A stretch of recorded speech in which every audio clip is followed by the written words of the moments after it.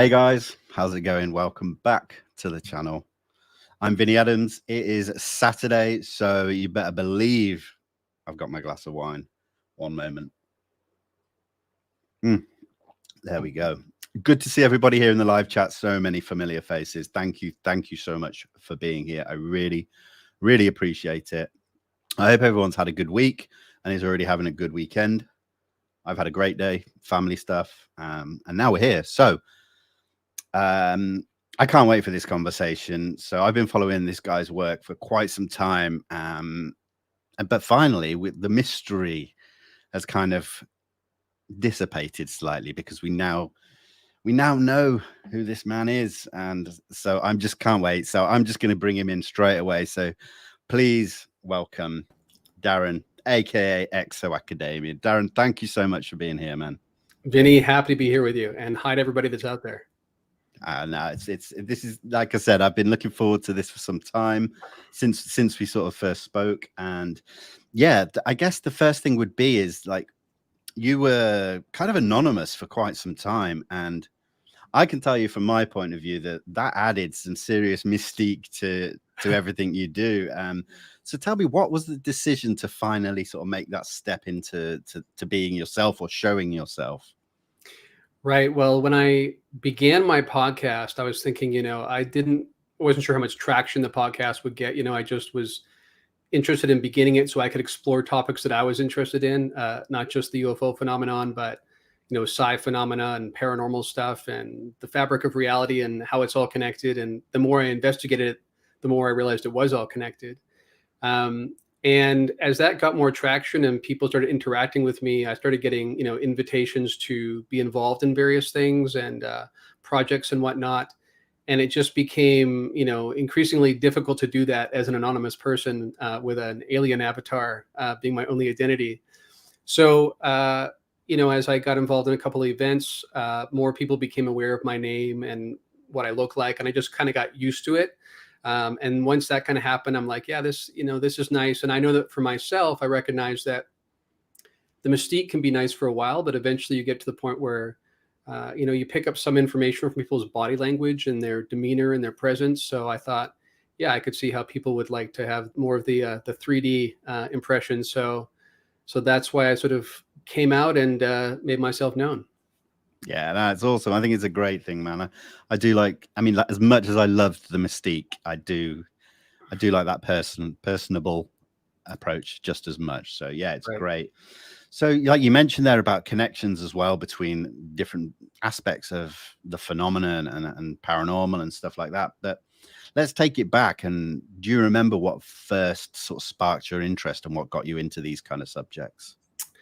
Yeah, that goes back a long way. I would say, when I was like a toddler, even my mom used to remark that I would go outside and look at the stars kind of thing in the backyard, and was asking big questions at an early age, which she definitely noticed, and kind of has jokingly said that I sort of came in like a little adult and was asking deep questions early on.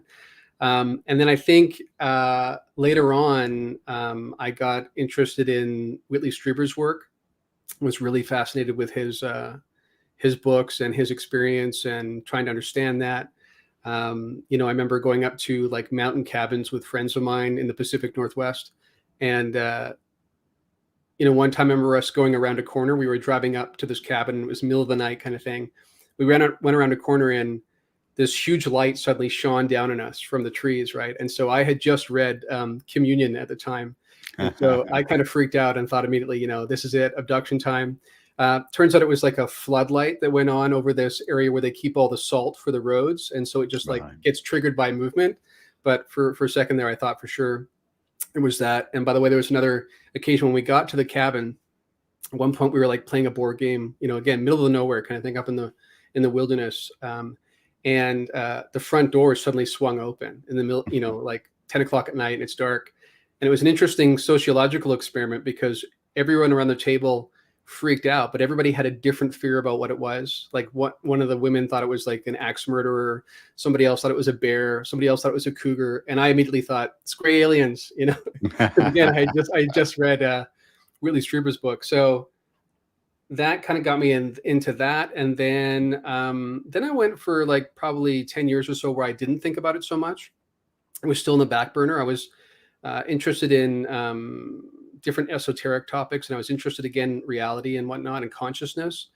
That's why it was kind of like the perfect brew. And later on, I kind of realized it was all connected. But then, you know, having kind of an anomalous experience of my own, you know, around 2005, also kind of added to that. And then just being married to somebody at the time who had just had unusual encounters, had kind of, you know, anomalous stuff going on. And I was actually more skeptical originally, and had more of a nuts and bolts kind of perspective, I think. And yet I saw it consistently happening over time. And so that kind of led me into that too. And then when I finally got in sort of like around the whole New York Times 2017 time, really came back in strong then. And then the more I looked into it and saw the overlap with psi phenomena and, you know, quantum theory and consciousness, then it really had me hooked, and I've been going strong ever since. Amazing. See, I come from really much different background. I spent probably a decade plus coming from such a nuts and bolts research aspect, and it's only in the last year and a half that I've kind of, since I've been doing this and my social media accounts, found people that are coming from more similar side to yourself with the consciousness and stuff. And so now I've expanded my perceptions and everything, and now I'm really just want to absorb all that kind of consciousness stuff, but I am still very new to it. So how would you describe consciousness? Because it's such a big word and it can mean so many different things. So if you were to relate it to the phenomena and the paranormal, how would you describe it to somebody? Well, I think that the first thing I would touch on in terms of how it immediately connects to the UFO phenomenon is that so many of the experiencers or contactees or witnesses have had unusual perceptual shifts in what goes on, right? So it's you and I might look at a truck drive by, or I think in the UK you would say a lorry would drive Yep. by, and you know, we would probably describe the same thing, right? And if we got 100 people around us, we would describe the exact same thing, same color, same basic shape. You might get some differences around, you know, just witnesses remember things slightly differently. Even in a court of law, that would happen. But what's fascinating with the UFO phenomenon is that people will sometimes get a custom perceptual experience. So you could have two people, you know, like in the classic abduction case, you might have one person that remembers a UFO, and a brother remembers a school bus, you know, or cases where one person remembers, you know, a camper van, and somebody else remembers a cabin with Christmas lights, even though it was July. Do you know what I mean? Like weird stuff like that, where at first you start saying, you know, is it just that they're playing with our perceptual apparatus? You know, are they changing how we're perceiving what they're there? You know, people often talk about screen memories. You know, they put one memory in place of what's really going on, either to fool you, depending on your point of view, or to maybe make it less, you know, debilitating because they might be shocking to see. But the more you dig, it goes even deeper than that. And people often will have changes in not just how they perceive the world in terms of visually, but they will have personality shifts. You know, they will have, they will change their values. You know, that not just because they suddenly go, oh, okay, maybe there's ETs out there, but something about the way they see reality seems to change. You know, and people like Gary Nolan are doing some really interesting research into, as I'm sure you know, like, is there differences in the brain, you know, that we could track this to? But that, of course, raises interesting questions around, so are some people predisposed to this at birth, and is there a genetic lineage, or does something get switched on? When we look at psi phenomena, it seems that everybody, like Dean Radin's work, would suggest that everyone has some degree of psi capacity, some much more than others. You know, it's really interesting how some of their research has suggested that in certain parts of the world where there was persecution and basically killing of certain people that were considered witches or witch doctors or anybody who kind of had information they shouldn't have had, it was assumed that that was like information from the devil or whatever. And so those people were, like, you know, often put to death. And so you actually can see that now when you track the lineage of those populations, that the people who weren't in those places tend to still have the strongest ability when it comes to psi capacity. And when I say psi capacity, I mean, being able to access information outside the parameters of space-time, outside the constrictions of space-time as we understand it, right? And then you look at really great researchers like Jacques Vallée, who've looked into this for decades and decades. And everyone says, if you haven't read Jacques Vallée, you don't really understand the UFO phenomenon at all. That's like, UFO Phenomenon 101 is read Jacques Vallée and John Keel and whatnot. And what he says is that, what the UFO phenomenon teaches us is that we don't actually understand space-time. It's not just that there's some pieces we're missing, we just missing the cherry on top. He's saying they do stuff that just to us looks incredible. So yeah, all of that together makes it very clear that when they operate with us, it seems to be at a level of consciousness. And the last piece I'll add to that is that a lot of the data, again, with experiencers and witnesses, and I don't just mean people who remember being abducted, but I mean even people who just saw something in the sky. There's changes in them that makes them more likely than the average population then on to have something like a near-death experience or a precognitive dream, even to experience telekinetic effects in their home. Poltergeist is somehow connected.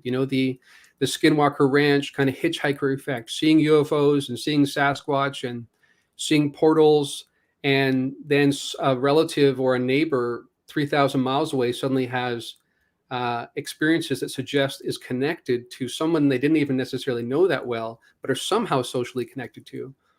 Again, all of this suggests that somehow the common link between all of those different kind of phenomena is consciousness.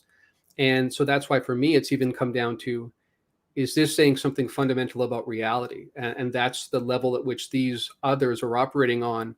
And they're sort of hacking into our construct, which is space-time, rather than space-time being fundamental. Amazing.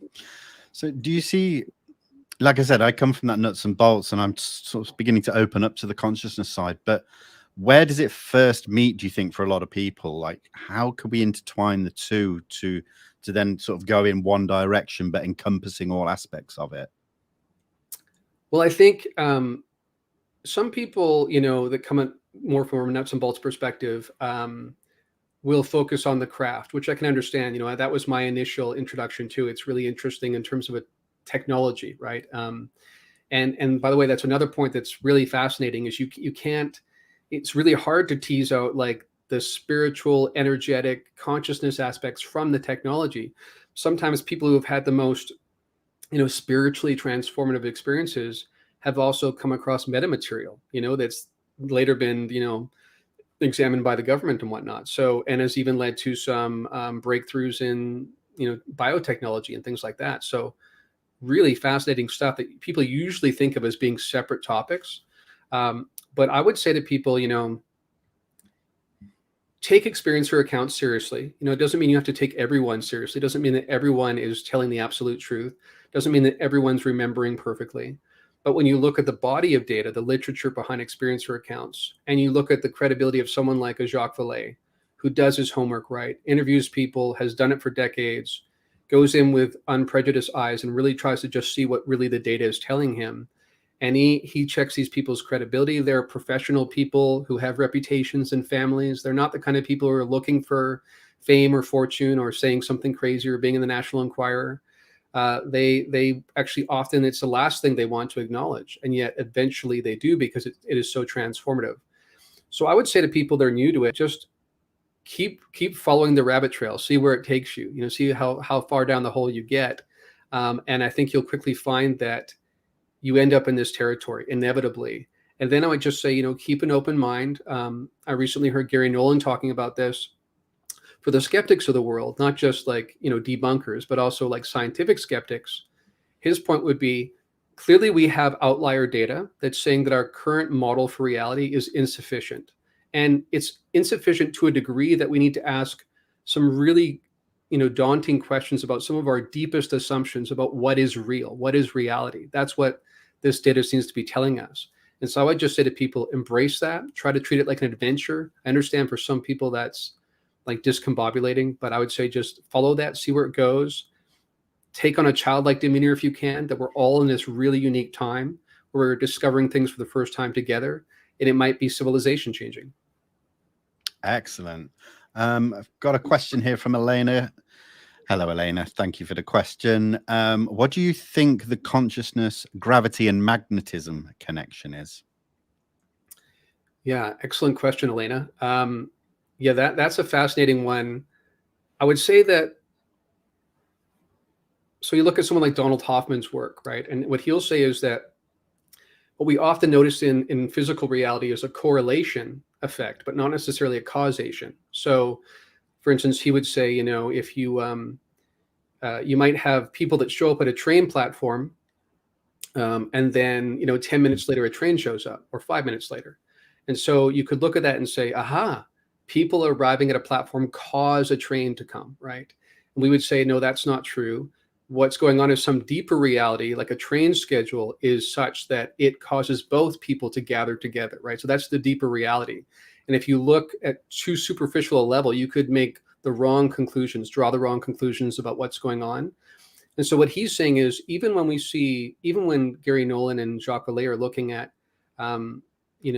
different parts of the brain and how that seems to be impacted by contact experiences, that might still be a correlate rather than a causation kind of factor. And so in the same way, I would say with gravity and magnetism, that whatever the deeper reality is, whether it's consciousness or something else, that sort of is the bedrock behind the construct of space-time, it ends up being manifested in such a way that we see these correlates with gravity and magnetism. I don't necessarily think those are causing it any more than I think people arriving at a train station is causing a train, but it does tell us that it's somehow connected and it's pointing to some deeper reality. And I think we should pay attention to that. And even when it comes to things that people might usually ignore around astrology, which I'm not big into, but I'm saying there does seem to be something behind the idea that certain magnetic anomalies, or certain gravitational alignments can perhaps change our consciousness, because that again somehow affects the energy waves that travel through the cosmos, which we are streaming into our brain, even though I think our consciousness is non-local. So it's very likely that does play a role, and that would be an interesting thing to study. But I still think ultimately that points to some underlying reality that is beyond space-time itself. Yeah, that's so eloquently put as well. I love it. I absolutely do. And one thing I have noticed that a lot of these things go beyond our knowledge, so they basically become just hypotheses of what the possibilities might be. And I do see a lot of frustration from some people with that. But what I've learned to do is be patient, form hypotheses. Let's give it time for people to work these things out. And I think I find something comforting in that people are just using their brains to find all these different possibilities. And, hopefully one day we do find one that we suddenly prove, and it's another aha moment. So yeah, I really do. This is why I'm new and so open to learning from this other new perspective that's come into my realm. So I really appreciate that. But one thing I guess that I have been aware of regarding or relating to consciousness throughout the years was CE5, I guess, was my first introduction to it. But obviously now I'm more likely to call it a HICE, or human initiated contact experiences. So again, it's not something I've really had a chance to try or even speak about that much. So again, where does that relate again to consciousness, but the UFO subject as a whole?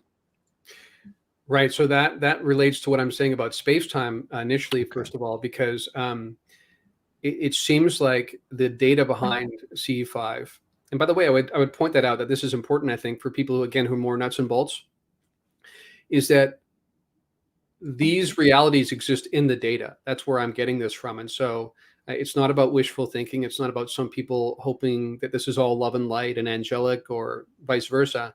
It's about saying, what does the body of literature tell us about people's experiences as they've been reported over time? And even if you downplay one of those data points, ultimately that creates a data set which is compelling, right? Something's going on. But with the space-time thing, the reason why I say that comes into it is because it seems like there's times where we can initiate contact, sort of send an intention, a positive intention to meet with this other intelligence that is also positive and benign, benevolent, and we want to meet and have some sort of introduction. And then sometimes it can happen almost immediately, even though supposedly they're coming from somewhere else in the physical universe, right? And yet it happens instantaneously. So you could say they have just really great warp drives, or you could say somehow they seem to be bypassing space-time altogether. Again, that it's not, or they're using a wormhole to like go from A to B, like by folding space, something like that. But again, I think it's more saying that something about they're hacking into our construct the same way that I might drop a folder into your desktop and you might go, wait, where'd that desktop folder come from? I've got to chase around my computer to find out, where this alien is that put this folder here. And actually the alien just hacked in with a Wi-Fi, connection and dropped it in and dropped back out again. And we wonder, how are they coming in and coming out? But that's what I think it's more like. Yeah, and with the CU5, the other thing that's interesting, even beyond CU5, you think back to like the Tic Tac event, right? And how it seemed to know the rendezvous point before it had been even announced, and that's one of the most top secret points, data points, right? Was that somehow this intelligence knew where the rendezvous point was going to be ahead of time, and so again, it seems like there's this ability to have knowledge outside of space-time. And with CE5, yeah, it's just, it's about making that connection. And there are people who will literally say that they will take a photo in the sky just because they'll have an inkling sometimes to take a photo in the sky. Yeah. They're not thinking UFO. Again, this is the consciousness piece. They just have some reason to believe they should take a photo. Maybe up in like a part of the sky, there's nothing really there. And only later on will they actually find a UFO in the photo. So that's fascinating for a couple of reasons. One is that they were somehow directed telepathically to do that. Number two, with the naked eye, they couldn't see anything.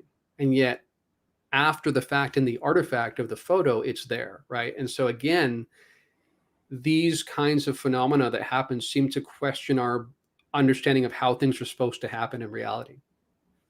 Amazing. Yeah. Do you think that if they can manipulate space-time or even exist outside of it, do you think they could live or dwell somewhere that there is no space-time, rather than just a different dimension that does have those kind of laws? Maybe I'm not quite sure what the right words are, but are they, or could they be that different that they can just bypass all the things we know and we know through our knowledge of physics? And then I guess the second part of that question is, well, I suppose it's a separate question, but could it be dangerous in any way? Is there any danger to human initiated contact?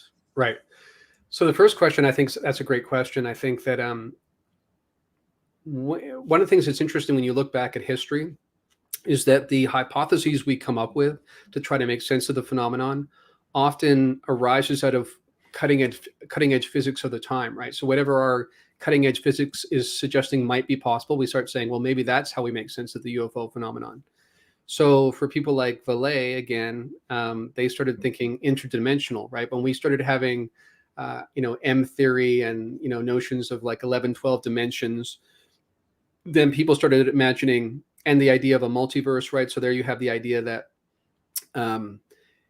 rather than believing that we just happen to be in a universe that seems really custom crafted for us, which makes us seem really important. So what's happened with science is they say, no, that's just coincidental, because actually every time a decision point comes, the universe splits in two. And so there's like a multiverse of many, many universes. And we just happen to be in the one, not surprisingly, that is the one that's suitable for us. But it's not because we're special. It's just because this is one of many, right?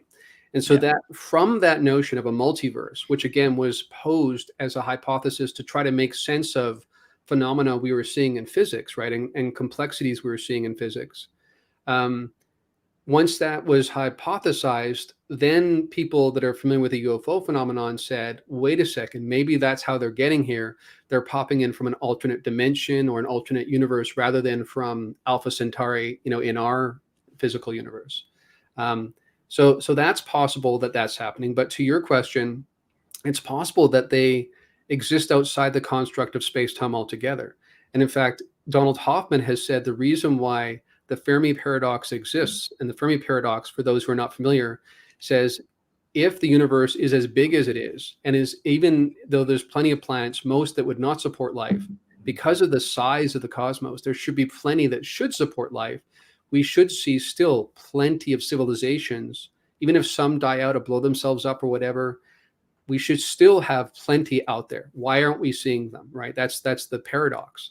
And what he would suggest, Hoffman, is that it's because space-time is our construct that evolution has served up for us. So we make our way through the world. It's a hack. It's a series of shortcuts to keep us alive so we can reproduce. And that's its only point. Its point is not to show us reality as it is. And he would suggest that there's even mathematical proofs that demonstrate that our ancestors didn't see reality as it was. They were the ones that saw the shortcuts, like seeing a video game, a virtual reality. They survived because they had the best shortcuts. If you get too much information, you drown in it, you die, you don't reproduce. So by de facto, those of us who are here now came from ancestors who lived with the shortcuts, lived with the hack, lived with the virtual reality. So that's his point, that's our construct, space-time, right? And so space-time is within consciousness rather than consciousness being within space-time, as materialists would tell you. So that being the case, Hoffman would say we shouldn't be surprised that we're not finding aliens in our construct, which is just an evolutionary kind of derivative or abstraction. But he believes that if we can hack outside of this construct, we will find a reality with infinite numbers of other intelligences. So yeah, absolutely, that could happen. Not to mention, there's this notion called the transcension hypothesis, which says that, and this also explains, or is a potential answer for the Fermi paradox, is that when a civilization gets to a certain point of sophistication, it actually just becomes post-biological and sort of, exits space-time altogether, finds a way to do that. And so we're actually a relatively young civilization compared to that. And the reason we're not finding them, just like we don't find other civilizations using radio waves, because they've long since surpassed the need for that technology. So same sort of idea. Now to your second question around the potential danger, I would say that the distinction that I would draw is that the methods you use, the intentionality you employ really matters for these kind of things. This will be daunting for some people and overwhelming to others, especially those who are not familiar with these kind of notions. But because I've been in various spiritual traditions before I was really heavy into this stuff, and I've been to parts of the world where I've seen things happen that are supposedly not supposed to happen within a physicalist model. And it happened to happen in places where there was a bit of a looser consensus reality around certain things not happening. And that seemed to actually change the likelihood that you could see certain things manifest, which might also explain, by the way, why some people who've had an anomalous experience of some kind keep having them, because some aperture opens up, some switch flips on, and from then on, something in us knows deep in our subconscious that reality is more complex. And because we're open to it, we experience more. But because I had those experiences, I saw some good and some bad things happen, right? Some light stuff and some dark stuff. And I think that there are absolutely both entities that are benevolent and those that are nefarious and malevolent. And it's not necessarily like this sort of stereotypical like evil demon who forever has always been evil and is just looking to like steal your soul. It's more about like an immaturity, a lack of sophistication, a kind of a trickster thing sometimes that just wants to play with people. You think about the Batman movie, some people just want to see the world burn. I think there's some entities like that, that just like to wreak havoc. I still think they fit within that consciousness construct ultimately, and they have to progress through that just like every other entity. But I would also say, though, importantly,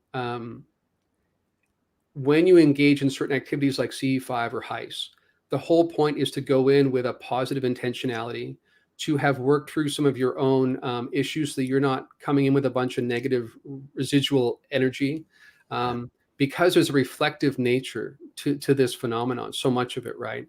And because of that, it's almost like you are sending an email, and without realizing, especially if you don't have a lot of self-awareness built in, then you might be populating that email with all sorts of like negative things. And then the person to the other side is going to respond to that because they're like, oh, you're saying this? Well, I'm going to, you know what I mean? There's a reflective nature.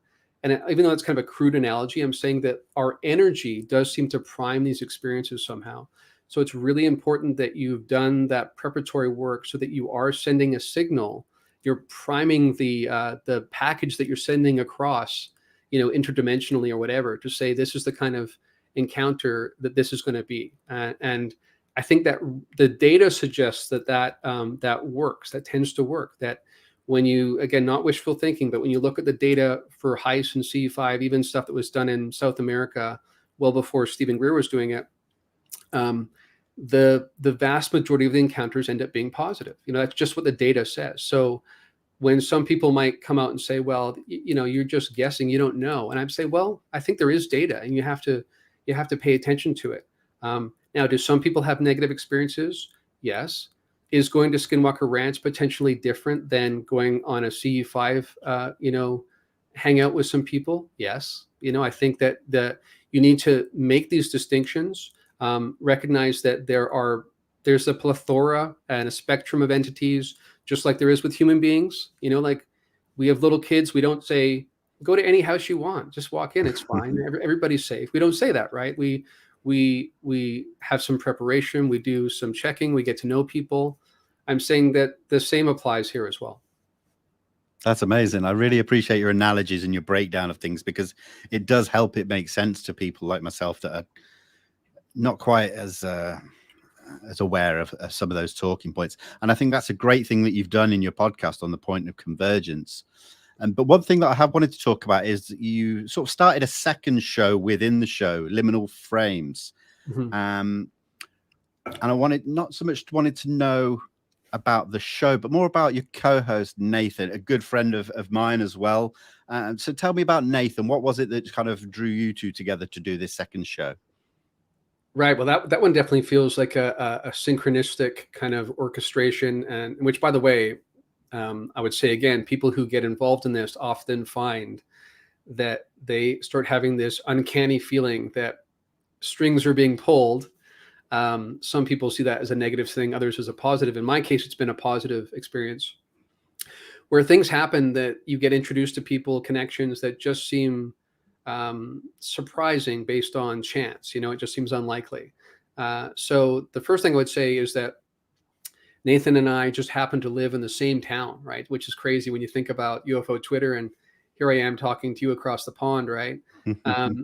And we have people all over the world. So to have the uncanny circumstance where we just happen to be in the same city is pretty amazing.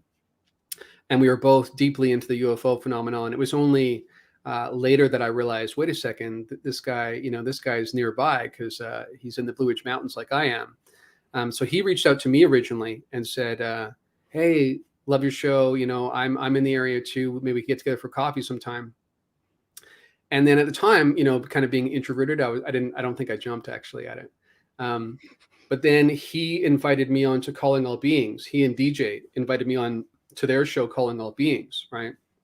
So they did an interview with me, and the nature of the questions that Nathan asked told me that he was thinking about some of the same things I was.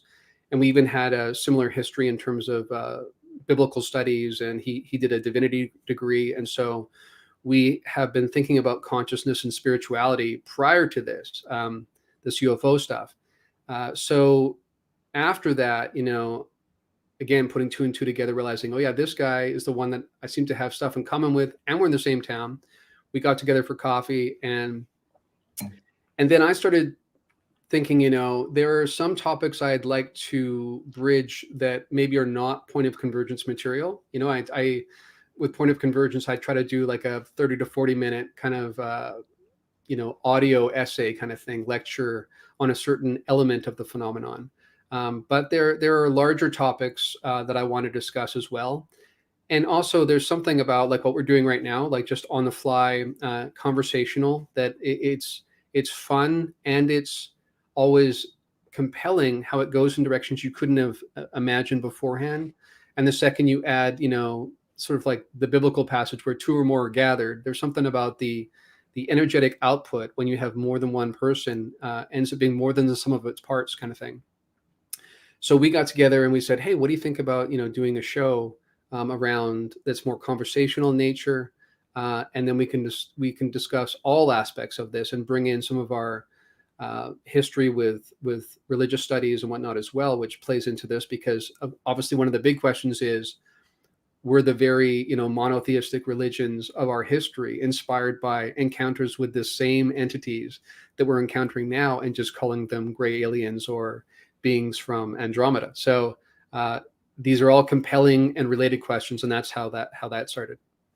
It's great, and I'm sure Nathan would probably agree on most of what you said, but just to be sure, should we ask him? What's up, guys? Speak of the devil. Here I am. It's an engineered synchronicity. So. Yeah, I had to do it.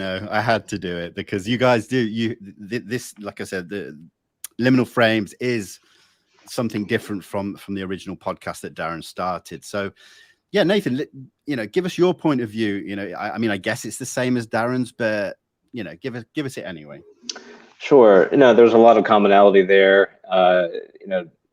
People ask me what it's like kind of talking with Darren, and I say, well, we meet at a place and we basically close it down. That's how we do it. We meet at a place and we then later close it down and they kick us out. So hours go by because our conversations are so easy, which is not to say that we agree on everything. We certainly don't, but it's just, things just flow. And it's nice to be in that flow state with somebody that is into the same topic that you're in.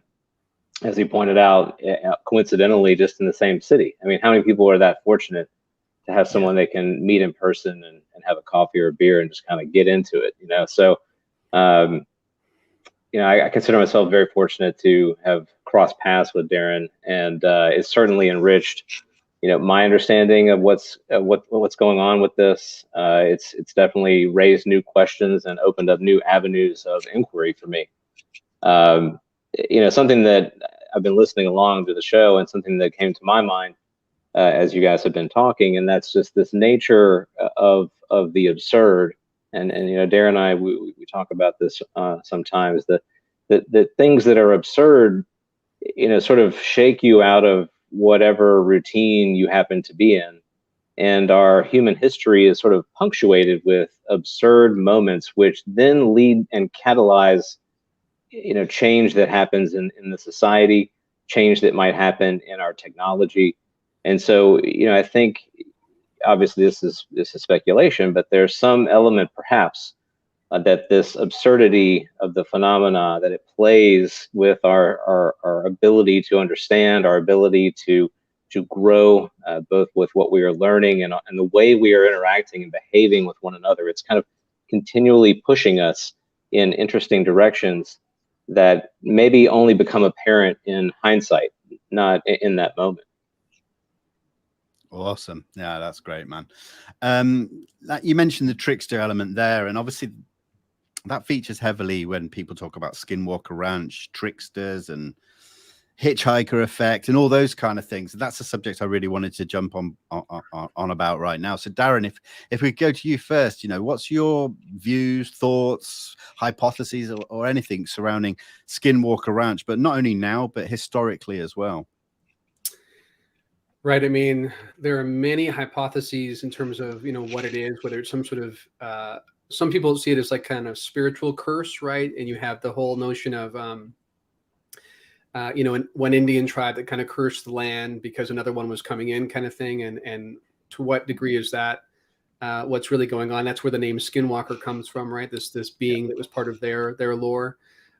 You have other notions that what we really have is an ancient technology that was anciently seeded, but is still there today, right? And there's this notion of maybe they seem to, in some of their experiments, find things that are, certain point up in the sky. So it's not this ranch itself, it's somewhere above.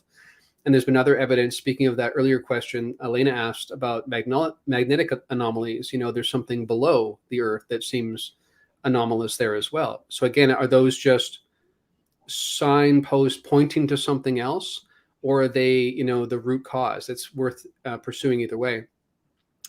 In terms of the hitchhiker effect, I would say that what's interesting is that, again, to me, suggests that this is another element where space-time is irrelevant, that it's hacking the construct altogether. So I would say personally, I've experienced the hitchhiker effect since my experience at Monroe, where I was around people who had a lot of experiences, right? People like Chris Bledsoe. I've also been to his house personally, and had experiences there. And then since then, I've had some of my own experiences. And people who know me have out of the blue got in touch with me and said, "You're not going to believe this, but I saw 6 UFOs up on the Blue Ridge Parkway 3 nights ago." And so when you think about it, you have a similar kind of equation there. You have me seemingly picking something up. You could use the analogy of like a viral kind of thing, right? Something, I catch something from someone that already was having amazing experiences with the phenomenon. And then somehow I also pass it off, but it's not passed off by like COVID. You walk in a supermarket and you get too close to someone who sneezes. It can actually just be the fact that you have some sort of consciousness connection, even if you haven't seen or talked to that person in weeks or months, which is fascinating and suggests again that the way the traffic for these others, this intelligence, is not space-time oriented at all. It's not spatial temporal at all, which again is a really intriguing data point that I think we should pursue when trying to figure out what this all means. And Nathan, I'll come to you in a second, but Darren, you mentioned there about Monroe and Chris Bledsoe. So if we could just continue with that and these experiences, could you expand on that a little bit about Monroe and the reason why you were with these people in these gatherings? And I'll just quickly say, sorry, before, guys, I'm seeing your questions and I'm noting them for later, but while we're just in this, this flow, we're just going to continue for now, so I will get to them. But sorry, Darren, yeah, if you still remember the question, if you could go ahead. Yeah. Thank you. Yeah, so speaking of synchronicity and the hitchhiker effect, and I think it's all connected, right? Those are not separate issues. They're somehow part of something, again, that's embedded in consciousness. But there were some people who had experiences with Chris Bledsoe personally, and then began to have some of their own experiences, and then said, again, they were changed by it. Like I mentioned earlier, their consciousness was changed. Their sense of this is so dramatic and so life-changing, perspective altering, that I feel like behooved to do something. I'm not supposed to just passively experience this, but I'm supposed to do something with this. A sense of calling or vocation dawns on a person. So this person actually began to have the notion of Monroe in their mind. This idea of drawing together a group of experiencers, or what Joseph Burks would call prime experiencers or prime contactees, people who have an unusually high number of experiences and really dramatic ones, often going back to childhood, which Chris Bledsoe would definitely fit that bill. A combination of those kind of people and researchers, and even people from government military backgrounds who also dealt with some elements of the UFO phenomenon in their careers, trying to draw that all together, as well as like people who specialize in psi phenomena that I mentioned earlier, knowing that that's connected as well, and preferably do it at a place where, speaking of what I said earlier about sending the email and what are you priming it with, if you do it at a place where already it has this rich history of exploring consciousness, then that too primes the experience with something, right? People talk about going into holy sites, right, that have been around for hundreds or thousands of years and feeling something. I think that's part of that. It's been like invested into that area, and you can feel it somehow. And I think if we had the right scientific devices, we could probably measure it at some point. The same way that some people can see an aura around people. So he then looked at the Monroe Institute, thought this was the perfect place. They've been doing pioneering research on consciousness since the 60s and 70s. Let's try and do it there. That was a bit of a challenge because they don't usually host private events, and this was going to be a private event where we would design the schedule, but we wanted to do it there. Eventually, this person persevered and got the board to agree. So then we went there with this group of people that were kind of handpicked to do sort of cutting edge consciousness work, which involved HICE as well, human initiated contact, but also exploring psi phenomena, astral projection, and all the rest. Amazing. And again, you did mention sightings both around that time and since visiting Chris Bledsoe's. Are you able to just expand on that a little bit? Because I think I've noticed a few comments, people are really interested in what you saw. Right. Yeah, I mean, one of the most common data points, and again, this is sometimes I recognize this is frustrating for some of the nuts and bolts people who kind of want, like black triangles or the classic saucer or whatever, or a tic tac. But often these things manifest as what we call orbs, right? There's been some controversy recently, even around MUFON, deciding whether or not they'll even investigate orbs.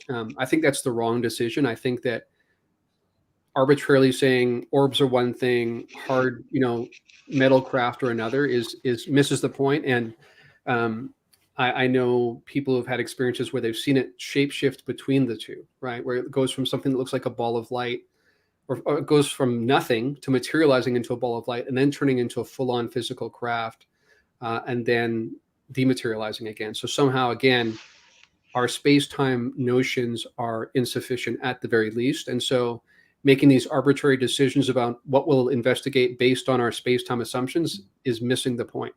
But in terms of what I've seen, so at Monroe, I've talked about this in a couple other places too. We saw a variety of things, and which was really interesting to me because, you might go in with a preconception about what you're going to see. It can be everything from a flash in the sky that just clearly doesn't fit any other prosaic description. It can be sometimes something that's following a certain trajectory down the sky, but it's flashing, boom, boom, boom, like that. And then you could have something that at first looks like a satellite in terms of it's about the right size, going about the right speed, and it's tracking across the sky. But it'll either then stop and shoot straight up into space or dart left or right. Or often what I've seen, I saw it at Monroe and I've seen it since then, it'll just disappear. Like it just goes away. Satellites don't do that, right? On a clear night, when they're not going into a cloud bank, they don't just disappear. So again, there's certain, it's interesting because when you think about the intelligence behind this phenomenon, or at least this aspect of it that I've encountered, it seems to, for me anyway, I feel like it knows my assumptions and sometimes responds to my assumptions. So, one example is, I remember saying in an interview with James Iandoli for his Engaging the Phenomenon channel that you shouldn't necessarily expect pyrotechnics, right? It can be something quite subtle. And if you're not paying attention, if you're not diligent enough, and if you don't do it for long enough, you could easily miss it. But then, when I was with Chris Bledsoe, just the two of us, I saw something that did look like a pyrotechnic in the sky. It looked like something lit up like a quarter of the sky, it just an orb that manifested and then flared up a quarter of the sky and then just disappeared, and so that to me was almost like picking up a sense of humor. Like, the second you try to categorize how this shows up, it might very well do the opposite of that. So it feels like there's a bit of a play with my consciousness going on there. So that's an example. The most recent one I experienced was this week. I drove up on the Blue Ridge Parkway, which is where Nathan and I live. And you can drive up to a place called Mount Pisgah, which is one of the highest points in the entire eastern seaboard. Still not that high compared to the Rocky Mountains or something, but it's one of the highest points. And parked my car and was looking at the night sky. Again, sort of just being aware of what might or might not show up. And at one point was just about ready to go home. I'd been there for a couple hours. And it had just used my binoculars actually and didn't see anything. And I was just about packing up to go home. And I looked up one more time and something shot across only about 100 feet up from me. Something orb-like shot across the sky really quick and then just dematerialized. So again, it felt like even the way it was showing up was playing with me a little bit. And just when I thought I was going to go home empty-handed, that's what happened, which isn't to say it always happens. There's plenty of times I go and look and nothing happens, just to be clear. But that was the most recent one. And that too felt like it was somehow responding directly to my expectations. Yeah, I find that really fascinating. And it's strange, almost in a slight synchronicity way. that for someone like me as this nuts and bolts, and you mentioned, you know, triangles and tic tacs and stuff, and you know, that's all I ever wanted to see. But it's taken till earlier this year when I did have my first sighting, and funny enough, it was an orb. It was not what I was expecting. So it's crazy, you know, how these things work. So yeah, it baffles me, to be honest. Nathan, have you got anything you want to add in on that? I feel like I'm leaving you out, man. No, I'm just here to listen to you guys, so it's all good. You know, all I would add is that you know, those of us who've listened to Darren and I's show, or listened to my show, I have not had an experience, and I think that's kind of frustrating. It's like I really want one, and I'm trying to seek one in a way. But you know, on the other hand, there's one way that I look at this now, and that's the interpersonal component to this.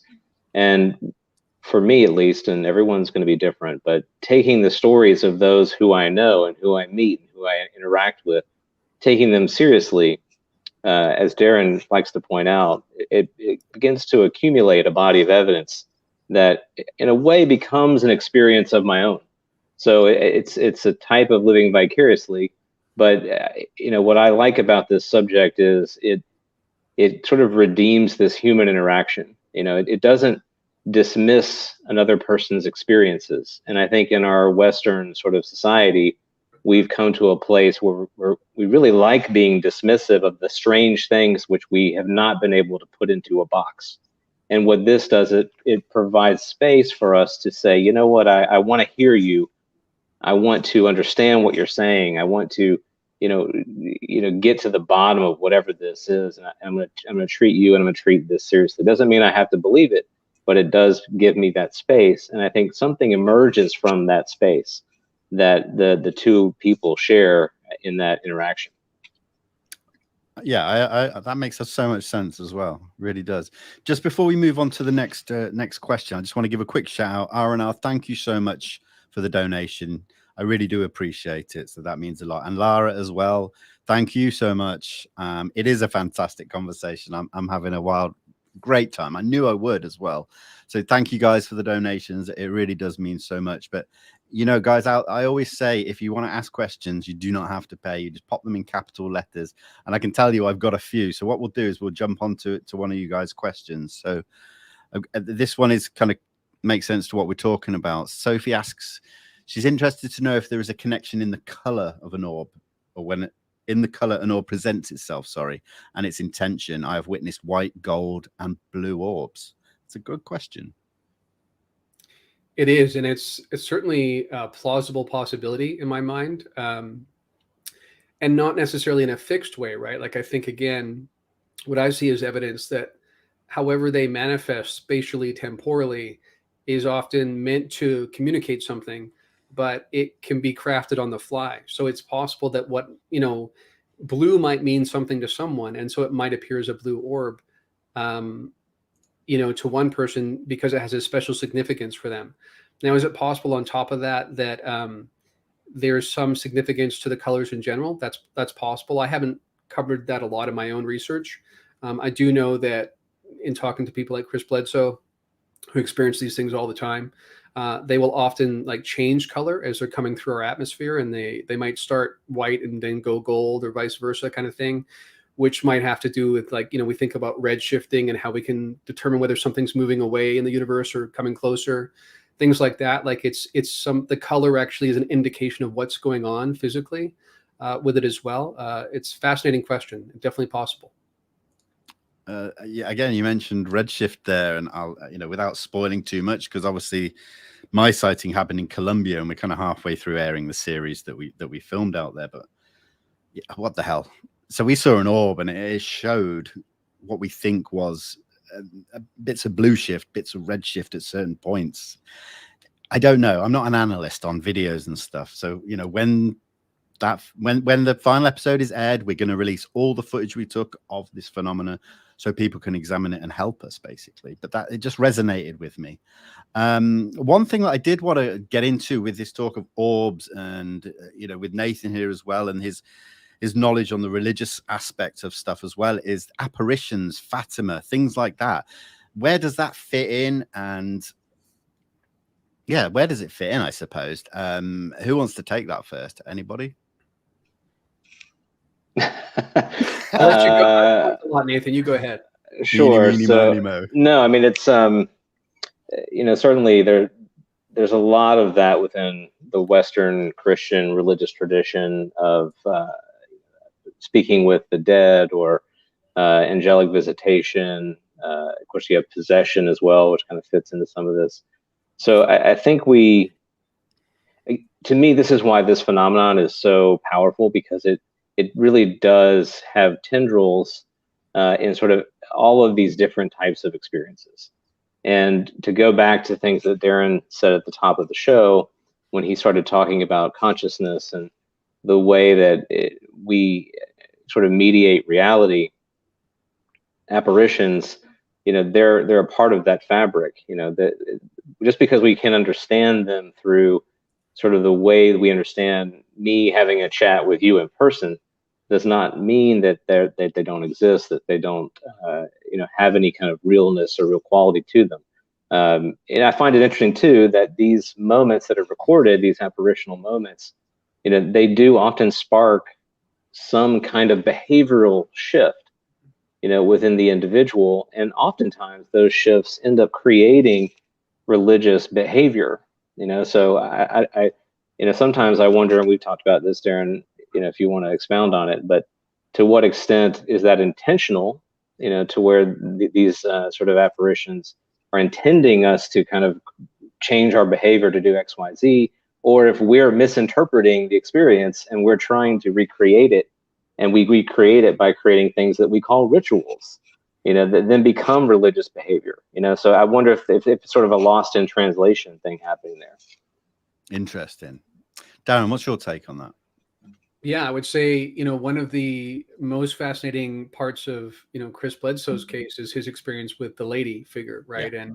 And I can tell you that people in high places, both governmentally and in terms of the Vatican, there are definitely key figures there that see it as the same phenomenon as what happened at Fatima and Lourdes and other places where what has been considered the Virgin Mary manifested. And of course, when you think about what people actually saw, there's no conclusive evidence suggesting it's the Virgin Mary. That is sort of an after the fact interpretation, fitting a round peg into a square hole kind of thing.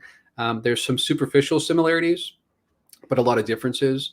And as Jacques Vallée pointed out, there were sort of classical ufological kind of elements, like even a couple years before her manifestation, whatever that is. So you have one group really, one of the things that Nathan and I talk a lot about on Liminal Frames is sociological framing. So from a Catholic point of view, you have certain assumptions about reality.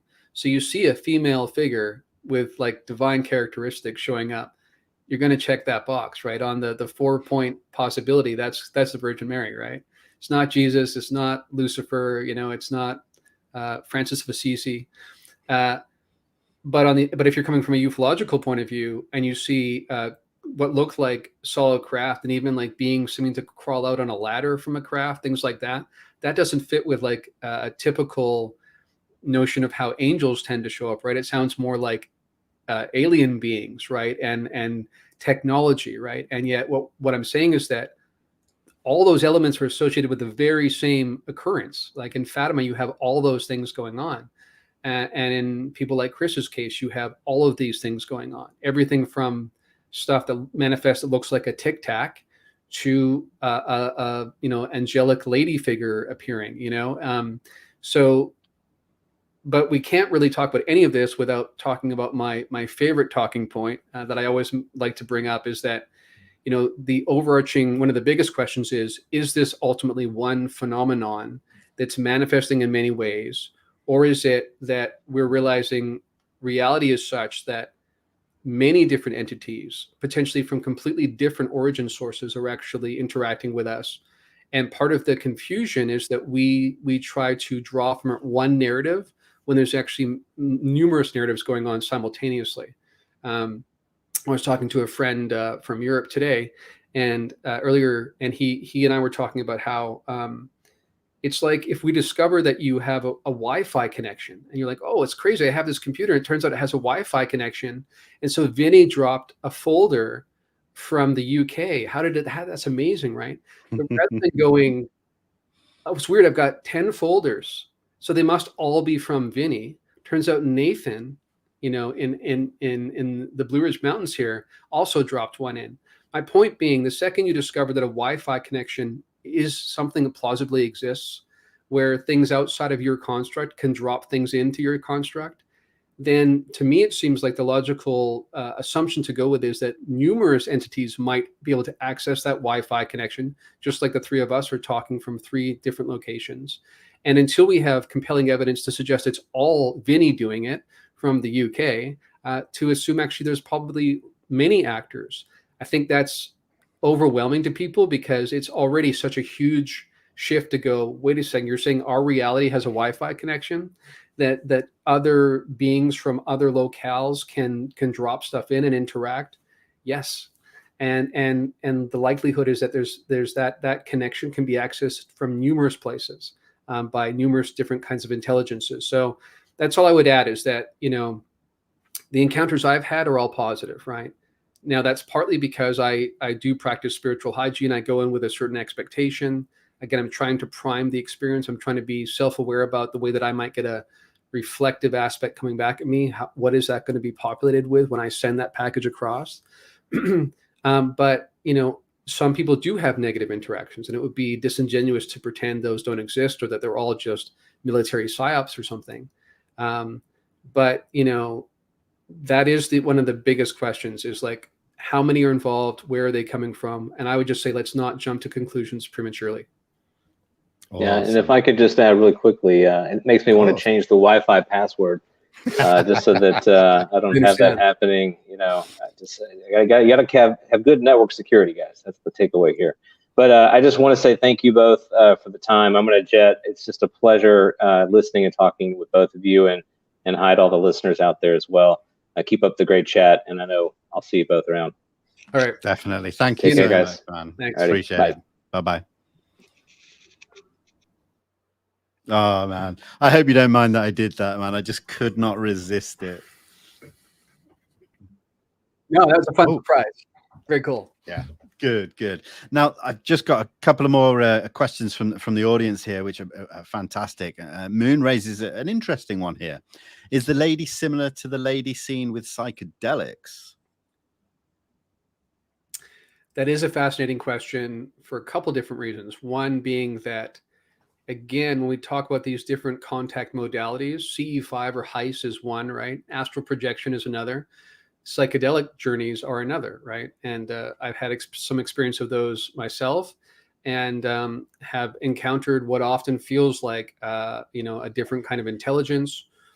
Although I will add, and I know this will sound even more complex to people, but I would say one of the tricky and prickly parts of this entire conversation is that I think we ourselves ultimately are multidimensional in nature. And so sometimes that makes it complex, knowing how are we involved and in what way are we involved. And one thing I could have mentioned earlier was that in terms of the consciousness piece, one thing that people often mention about having an interaction with these others, right? One of the ongoing questions is this happening in physical reality, right? Yeah. Again, that makes all sorts of assumptions about what counts as real and what doesn't, right? But often people report it's seeming to happen almost in an alternate reality or ultimate domain, different modality, or an altered state of consciousness, which again brings up what happens with psychedelics, right? I think that ultimately, even what we consider consensus reality actually is just one of many modalities that are kind of like a mind space, a dreamscape, if you will, that ultimately this is not fundamentally different than what I experienced in a dream last night, right? Or that you are with psychedelics. And I think what psychedelics might be doing is actually allowing us to hack outside of our usual space-time construct, because you're kind of hacking outside of what evolution has served up in your normal state of consciousness to get through the world. So I think actually we're experiencing more of reality sometimes when we're in these altered state of consciousness. when one of the really fascinating data points is that according to a physicalist model, if everything is ultimately located in your brain, right, but like in your skull and nowhere else, then if people are having these mind-blowing experiences, like mind expanding, consciousness expanding, like just these stellar experiences on psychedelics, we should see the brain being lit up, right? We should be able to track that with our our sensor systems and whatnot. And what we actually see is the brain looks incredibly dormant, like not much is going on at all, which immediately contradicts the physicalist expectations, because you're supposed to see a correlation there. If brain matter causes conscious experience, then if you're having a mind-blowing conscious experience, you should see it lit up in the brain matter. And we're not seeing that. We're seeing the opposite, which I think suggests we're actually hacking outside of the sort of evolutionary space-time construct and experiencing more of reality. And it's because we've actually taken our usual operating system, if you will, offline. That's why it looks like nothing's going on with the brain, but our non-local consciousness, you could call it that, is actually experiencing broader reality. Now, in terms of whether or not that's the same lady, could be, but even then, I would say that even people who have experienced the lady would tell you that, or some of them anyway, would say that when they really, really feel into it, they don't feel like that's her true appearance. They feel like that's a manifestation meant to communicate something to us and meant to make us feel a sense of like a mothering, nurturing, kind of calming. It's going to have an effect on us based on our history, not just in terms of we had mothers that hopefully were caring and nurturing, but this goes back to the feminine archetype going back in our history, right? So they have enough understanding of us that when they want to communicate a certain kind of message, they show up in a certain way so as to immediately prime the experience with that kind of, preamble or that subject header that says, I'm coming as a mother figure. That's going to tell you things, even if you're not consciously aware that it's telling you things. Yeah. So it could be the same, but I would just say that even there, I think that even people who've experienced her have told me that that's what they experienced because that was meant to communicate. That's not the ultimate form, right? And that some of these beings may not have form, right? The form itself may be part of our space-time construct, and yet they take a form. Just like when I send an email, it shows up in a certain way in your desktop. Ultimately, those are zeros and ones and transistors and binary code, but we use the familiar icon of an email showing up, right, so that we can work with it. And that's kind of what I think some of these others are doing when they interact with us. Amazing. I love how you break these things down, because it does break it down to a level where people like myself can understand it. So I really do appreciate that. A couple more questions before we finish. This is a really interesting one from Andrew Hall. Hi, Vinny and Darren, enjoying the conversation. How important is language in regards to consciousness? That's a great question. I would say a couple things on that. One is that I think part of our challenge, and even Donald Hoffman's talked about this, when we try to discuss reality, we have certain expectations or assumptions like built into our language, right? Like Vinny called Darren, right? So we have a subject object kind of a relationship, and our entire language is structured with those assumptions about reality built in, right? So that sometimes makes it difficult to talk about things that don't seem to follow those constructs or those assumptions. And one of the interesting things with language, and I studied this, some of my favorite courses were neurolinguistics, because it talks about how the way you think determines how you structure a language, and then the way your language is structured also therefore determines how you think. And so you kind of have this feedback loop that is self-enhancing kind of thing. I would say that first of all, and that's part of, I think, our challenge, is that part of the reason why debunkers are so convinced this can't be real is because it just doesn't play well with our rules, right? And if you are convinced that your rules are absolute, then you assume people are either being frauds or they're misunderstanding or whatever, right? But what I think it's saying, and Nathan talked about this too, like how over time the body of data becomes so overwhelming, you have so much outlier data that any scientist, worth his weight in credibility, recognizes that if you have enough outline data and it continues to build over time, that's telling you something about your model is wrong. You know, it's one thing to have a couple things here and there that don't fit, you know, like loose threads. But when you have this mounting evidence, you can't just keep saying, I'm going to put that in the closet, close the door, and pretend it doesn't exist. If you're a scientist driven by curiosity, which is the whole point of science, then that's telling you something. The last thing I would say, too, in terms of language, what's fascinating with experiencer accounts, of course, is that so much of the communication is telepathic in nature. But people will often have to think back on it and go, how did I actually hear that? Was it audible, or was it in my brain?